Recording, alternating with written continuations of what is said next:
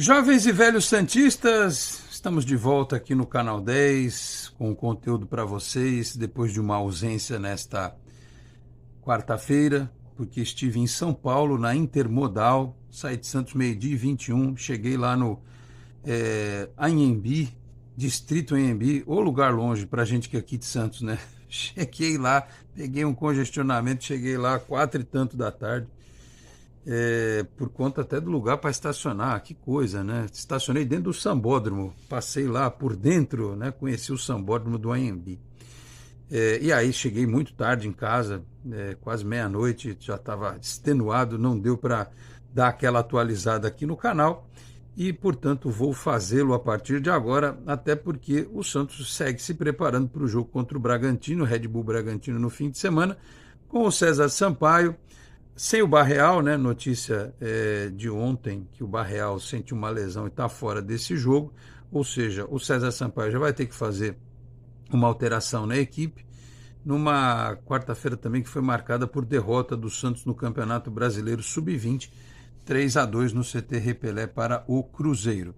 Mas este nosso encontro aqui será para falar sobre a busca do Santos por um treinador, porque eu, a despeito de ter ido a São Paulo para fazer a cobertura pela TV da Intermodal, que é um evento de logística, que tem a presença de empresas do agro, empresas portuárias, eu, de uma hora ou outra, dava uma observada no noticiário, acompanhava o que os colegas traziam, e, em dado momento, eu ouvi que o Ramon Dias estava muito próximo. E depois ouvi também, li, na verdade, que essa definição não é tão clara assim, que o Santos continua no mercado, né?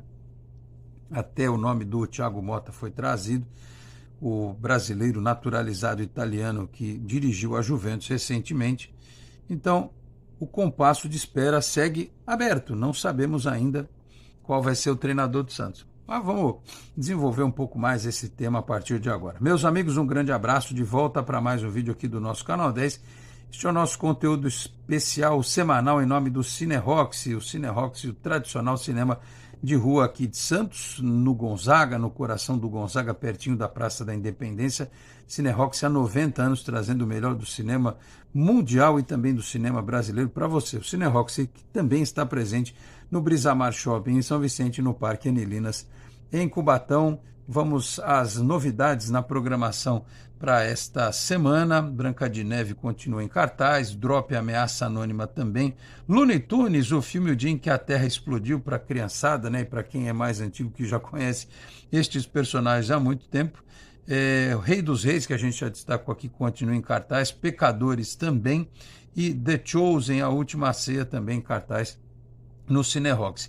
Novidades, tem uma que não é tão nova assim, que é a reexibição, né, no cinema do Star Wars Episódio 3, A Vingança do Sith, que é aquele filme quando o Anakin Skywalker se transforma no Darth Vader. É um filme denso, pesado, né, dos grandes filmes de Star Wars, está sendo relançado aí nos cinemas. E a outra novidade é o Contador 2 com o Ben Affleck.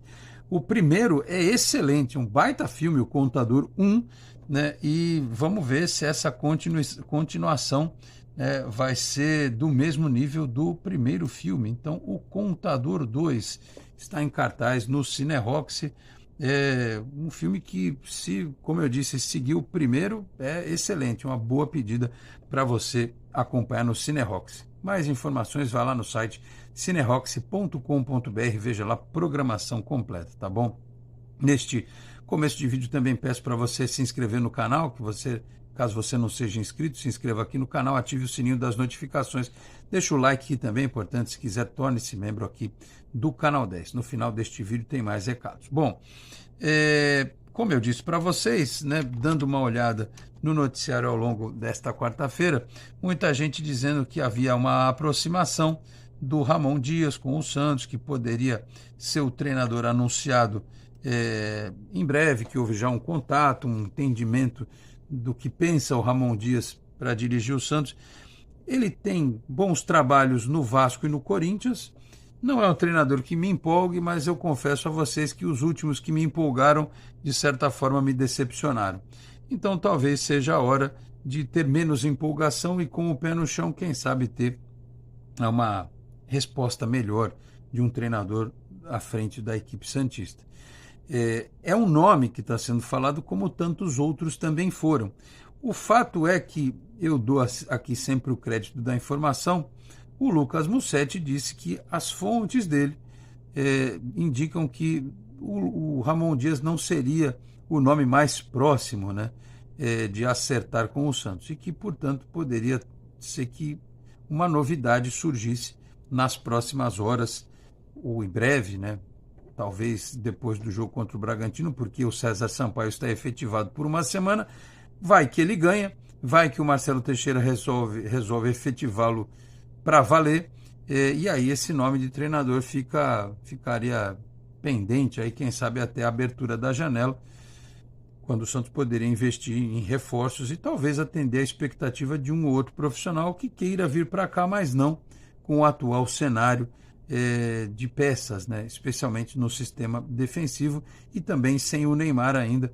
Quando o Neymar estiver recuperado, provavelmente vai coincidir com a janela aberta e aí você ter um Santos muito diferente desse que está jogando agora a partir da abertura da janela.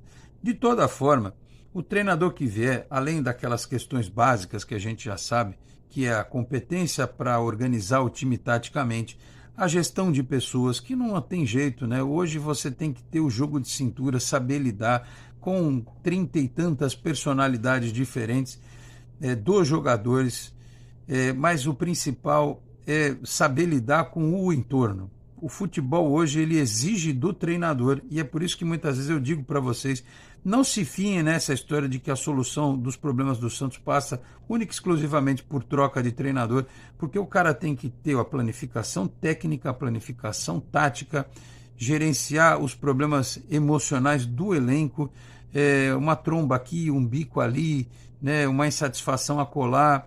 Não é simples lidar com essas pessoas que geralmente tem muito mais repercussão do que o próprio treinador, tem mais seguidores, tem mais fãs e tal. Você tem que administrar o dia a dia da comissão técnica, dos funcionários, das pessoas dentro do CT, né? Estudar adversário. Hoje o trabalho do treinador é bastante complexo, mas ele pode ser facilitado quando a direção do clube tem uma gestão tranquila e sabedora do que faz, com objetivos claros e definidos. O Santos hoje é um time que não passa essa sensação para as pessoas, né? Para o torcedor e para o mercado em geral, e o mercado conversa, né? No WhatsApp, jogadores, empresários, dirigentes de outros clubes, todos têm uma clara noção do que é cada clube que existe no futebol brasileiro. E eu não sei qual é a visão que o universo do futebol tem hoje do Santos. A gente tem uma, né? A gente às vezes até um pouco mais crítico porque é o nosso clube, mas o que se ouve é que alguns profissionais não gostariam de trabalhar no Santos hoje justamente por essa indefinição, né? De gestão, de investimento, de quem manda, de quem decide, quem interfere, né? Qual é o espaço que se dá para que palpites sejam dados na gestão. Então isso, de certa forma, atrapalha. Então, dentro de um ambiente normal ou extremamente profissional, esse treinador pode ser mais ou menos cobrado. Então, quem vier vai ter que saber e vai ter que entender que, até segunda ordem, vai ter que lidar com este ambiente que é sujeito a chuvas e trovoadas. Se o Neymar está em campo, se o time embala 2, 3 vitórias, a coisa flui mais naturalmente. Se houver necessidade de uma gestão de crise, a gente não sabe qual vai ser o respaldo que esse treinador vai ter. Aliás, ao longo da história recente do Santos, a gente viu que muitos treinadores não tiveram respaldo, não foram bem aqui, né? E depois tiveram recuperação de suas carreiras em outros lugares. Eu vou só dar como exemplo, e não estou dizendo que eu defendo a contratação dele, é o Fernando Diniz, que no Santos foi muito mal, foi para o Fluminense, encontrou um ambiente diferente, teve lá um jogador que ele queria trazer para cá, que era o Ganso, e foi campeão da Libertadores, né? Depois foi para a seleção, foi mal, teve outras passagens ruins, mas o fato concreto é que o Diniz levou o Fluminense a uma Libertadores, disputou o Mundial, tem aquela piada lá dos 5 minutos que contra o City que o Fluminense fez e tal. Mas eu não estou entrando nos méritos pós, eu estou entrando no mérito concreto de que o cara às vezes vai mal no Santos, dependendo da condição que ele tem em outro clube, ele consegue desenvolver um bom trabalho. E depois cair de novo, enfim, é uma gangorra, né, normal dentro do futebol. Então, tomara que a decisão seja tomada logo, de forma consciente, e que este profissional possa trabalhar, possa desenvolver. Não aconteceu o que aconteceu com o treinador que chegou no ano novo, teve 15 dias de pré-temporada, jogadores chegando, sendo incorporados ao elenco, estreias que aconteceram, inclusive, na última partida do Campeonato Paulista. Ele não soube lidar com a pressão, não teve os erros dele, o Pedro Caixinha, obviamente, era insustentável a situação dele pelos resultados, mas o alerta que fica é, para qualquer treinador que vier, se o respaldo não for dado, a situação vai ficar insustentável também e é capaz do próximo treinador também não obter sucesso. Então passa muito mais por uma mudança de conceito, de filosofia e de postura de muita gente dentro do Santos do que simplesmente terceirizar para o treinador todo o problema que acontece no clube, porque quando tem sucesso aí tem muitos pais, a criança. Quando tem fracasso, geralmente o culpado é o treinador ou até o CEO, que está aí porque foi contratado pelo presidente. Não adianta reclamar do CEO, ele está aí porque ele foi trazido pela diretoria do clube, tá bom? Então vamos torcer para uma definição positiva nas próximas horas e que o Santos encaminhe o seu planejamento, porque afinal de contas está preocupante a situação dentro do Campeonato Brasileiro, tá bom? Encerrando este vídeo, eu agradeço também aos nossos demais apoiadores, Peter Leandro e Dani Haddad Fisioterapia, Osteria Santos Sabores e Isatec Informática, e reforçando o nosso Pix para você que quiser colaborar, canal10sfc@gmail.com. Eu vou ficando por aqui, muito obrigado a todos pela audiência, um grande abraço, até lá. Tchau, pessoal.